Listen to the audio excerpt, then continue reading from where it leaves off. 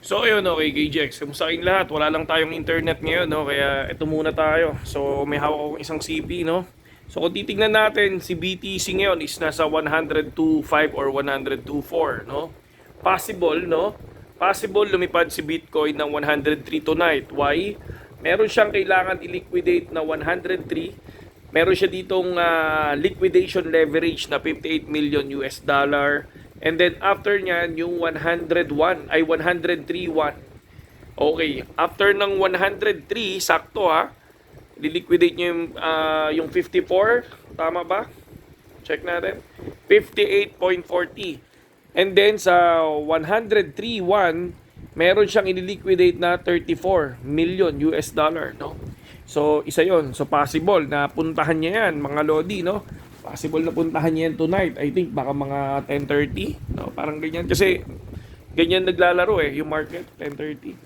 And then, syempre, malapit na, no? Malapit na ng ating inauguration is Saturday, Sunday, Monday, Tuesday is 4 days na lang dito. 20 sa United States, dito 2020, January 21. And then, hold lang tayo. Medyo nauhuli si ETH. Ang balita kasi is baka magkaroon ng reserve sa XRP and SOL, di ba? Kumbaga sa American, yung parang US coin, US-based coin ang unahin. Pero tignan natin kung anong pwede mangyari. Ako, naka-hold lang ako sa ETH.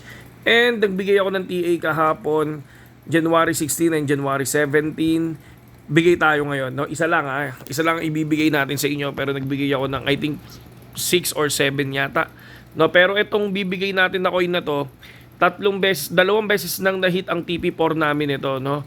And then nilapag ko lang siya ulit ngayon. Okay? Ito yung ating TA ngayon, si ALCH. Okay? So ito yung isang beses na nag-drop ng sobrang lalim and then nag-recover, no? Dalawang beses kaming nakapag TP4 diyan. And then ngayon, pang third time na TP natin kay ALCH, no? And yung area nandiyan na. Okay, pero kung ako sa inyo, kung dapat medyo mababa, no, pag nag-enter kayo, no? Huwag yung medyo nandoon na sa palapit na dun sa pinakadulo ng area. Okay?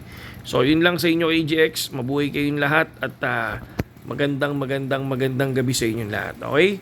So, sa mga wala pang BitGet at gustong sumali dito sa Telegram natin, no? Ayan lang, nandiyan lang yung link natin sa comment section, sa YouTube na sa description, 'di ba? Tapos kung meron ka namang TikTok, no, nandiyan lang sa bio natin. Okay? So, yun lang naman KJX at mabuhay kayong lahat at happy holiday dito sa Olongapo. So, yun lang. Nakita nyo, no? May mga nagpa-pop up pa na gusto sumali sa TG. Okay? Saludo.